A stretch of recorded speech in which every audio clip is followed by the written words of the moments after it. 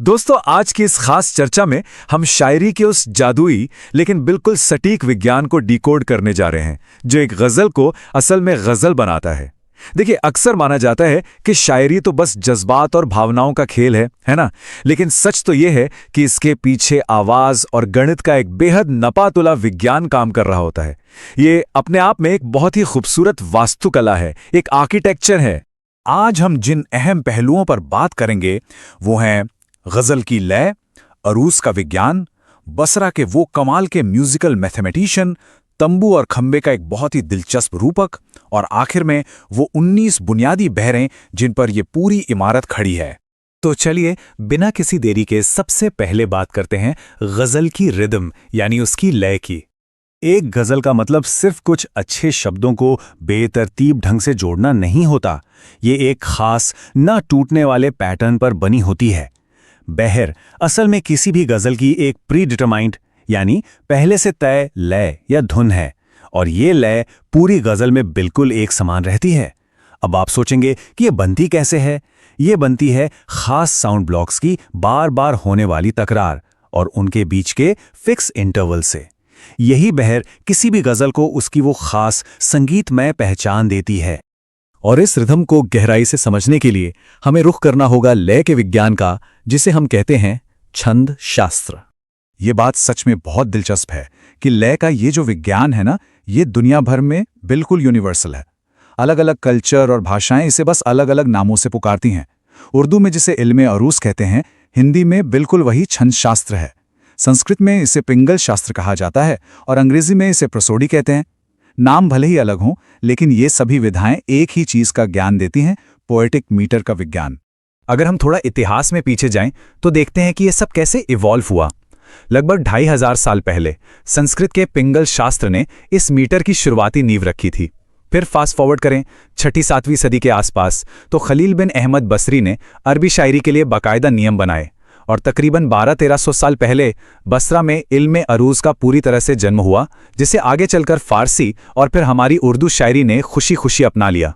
इस पूरी ऐतिहासिक टाइमलाइन में एक नाम जो सबसे ज्यादा चमकता है वो है बसरा के वो कमाल के म्यूजिकल मैथमेटिशियन। अरूज का ये पूरा सिस्टम इजाद करने वाले खलील बिन अहमद बसरी साहब कोई आम इंसान नहीं थे।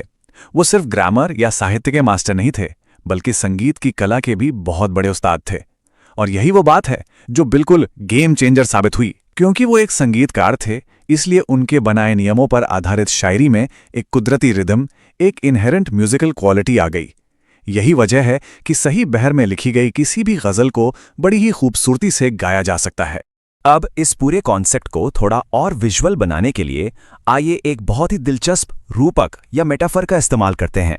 अरूज शब्द का अगर सबसे सटीक और शाब्दिक अर्थ निकाला जाए तो वो होता है एक खंभा या सतून। तो पॉइंट ये है कि ये कोई हवाई बात नहीं है, बल्कि ये वो सॉलिड स्ट्रक्चरल सपोर्ट है जिस पर पूरी की पूरी गजल टिकी होती है। इसे ऐसे इमेजिन करें, जिस तरह किसी बड़े से टेंट को सीधा खड़ा करने और उसका शेप बनाए रखने के लिए मजबूत खंभों की जरूरत होती है, ठीक वैसे ही किसी भी गजल को मुकम्मल और स्ट्रक्चरली स्ट्रांग बनाने के लिए अरूज के नियमों की जरूरत होती है। इस तरह से सोचने पर ये जो मीटर या बहर का कॉन्सेप्ट है ना, ये अचानक से एकदम फिजिकल और आर्किटेक्चरल इंजीनियरिंग जैसा लगने लगता है। और अब फाइनली आते हैं उस टूल किट पर जो इस पूरे ढांचे को खड़ा करती है, वो 19 बुनियादी बहरें।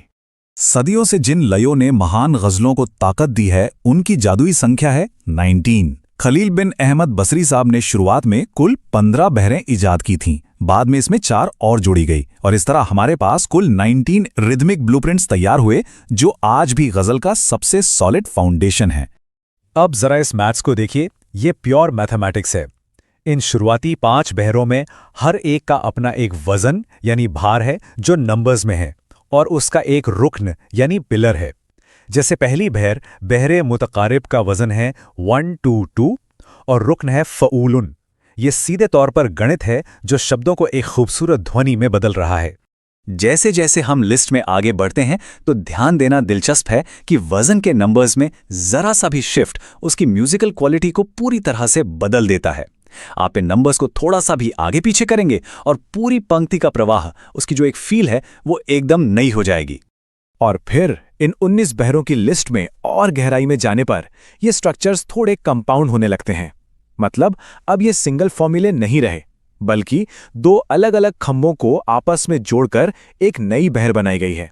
जैसे बहरे तवील में आप देख सकते हैं कि 1-2-2 के साथ 1-2-2-2 को जोड़ दिया गया है। अब ये किसी बहुत ही एडवांस्ड आर्किटेक्चरल डिजाइन जैसा लगने लगता है। बहरे मुशाकिल जैसी बहरों में तो 3 अलग अलग वजन आपस में जुड़ रहे हैं। ये एक बेहद बारीक गणितीय ब्लूप्रिंट है जो किसी भी गजल को एक कॉम्प्लेक्स लेकिन बहुत ही शानदार धुन देता है। और फाइनली ये आखिरी 4 बहरें जो बाद में ईजाद की गई थी। ये 3-3 भारी वजनों का मिश्रण है और इसके साथ ही एक शायर के लिए मौजूद रिदमिक ऑप्शंस का ये शानदार मेन्यू पूरा हो जाता है। तो आखिर में हमारे और आपके सामने एक बड़ा दिलचस्प सवाल खड़ा होता है, इनमें से कौन सी गणितीय लय अगली महान गजल का ब्लूप्रिंट बनेगी? देखिए, शायरी कोई रातों रात होने वाला जादू नहीं है। ये एक बेहद खूबसूरत वास्तुकला है। साउंड और मैथ्स का परफेक्ट बैलेंस है। और अब जब हमें पता है कि ये 19 बुनियादी खंबे कौन से हैं, तो हम बस इंतजार कर सकते हैं कि कब कोई नया शायर इन टूल्स को उठाकर एक नया मास्टरपीस रच दे। आज के इस खास चर्चा में जुड़ने के लिए आपका बहुत बहुत शुक्रिया।